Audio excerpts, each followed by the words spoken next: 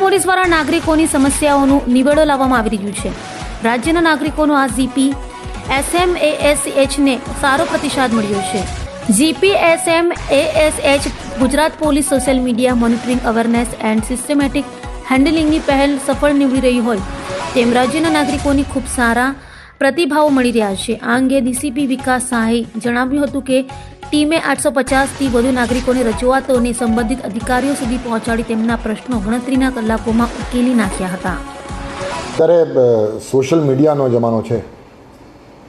અને સોશિયલ મીડિયામાં જે ડેટા જનરેટ થાય છે અને લોકોની વચ્ચે જે કમ્યુનિકેશન થાય છે એનાથી પોલીસને આખી જે કામ કરવાની જે કાર્યશાલી છે એમાં આ કઈ રીતે આપણને બેનિફિશિયલ થઈ શકે, કઈ રીતે ફાયદારૂપ થઈ શકે એ અંગે આપણે વિચાર કર્યો અને વિચાર કર્યા પછી ગુજરાત પોલીસ તરફથી એક પ્રોજેક્ટ 1 માર્ચ 2025માં રોલ આઉટ કરવામાં આવે. આ પ્રોજેક્ટનું નામ છે GP સ્મેશ. કોઈપણ વ્યક્તિને પોલીસ સાથે કોમ્યુનિકેટ કરવા હોય, એમની કોઈ રજૂઆત હોય, એમની કોઈ ફરિયાદ હોય, એમનો કોઈ અભિપ્રાય હોય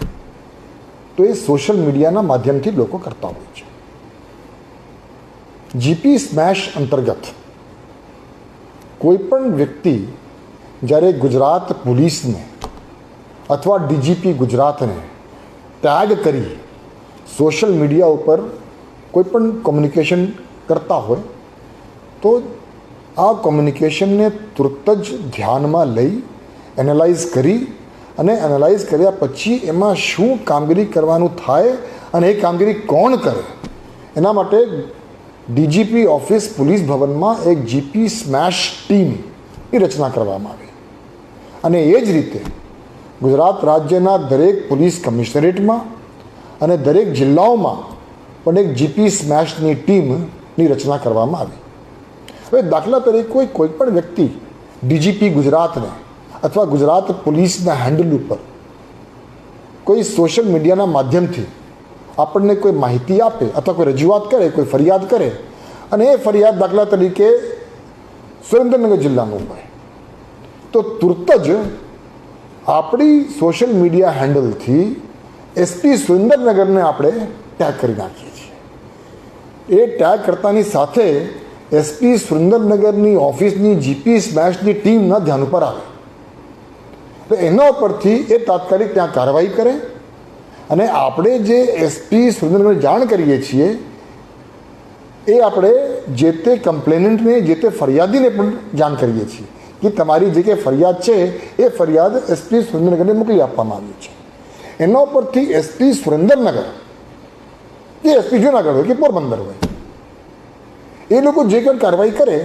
એ કાર્યવાહી ત્વરિત પૂર્ણ કરી શું કાર્યવાહી કરવામાં આવી છે એની જાણ પણ સોશિયલ મીડિયાના માધ્યમથી DGP ગુજરાતને પણ કરે, ગુજરાત પોલીસ હેન્ડલને પણ કરે અને જે તે ફરિયાદીને પણ કરે. એટલે કોમ્યુનિકેશનની આખી જે ચેનલ છે સોશિયલ મીડિયાના માધ્યમથી એ ખૂબ ત્વરિત થઈ જાય અને આપણે આ કાર્યવાહી તુરત જ અને પરિણામલક્ષી થાય એના માટે આપણે જ્યારે ચાલુ કર્યું 1 માર્ચ 2025માં ત્યારથી લઈને અત્યાર સુધી આશરે 850થી વધુ ફરિયાદોનું નિકાલ અને રિઝોલ્વ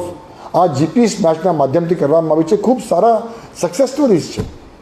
હમણાં 2-3 દિવસ પહેલાં જ આપણે ખ્યાલ હશે કે નર્મદા જિલ્લામાં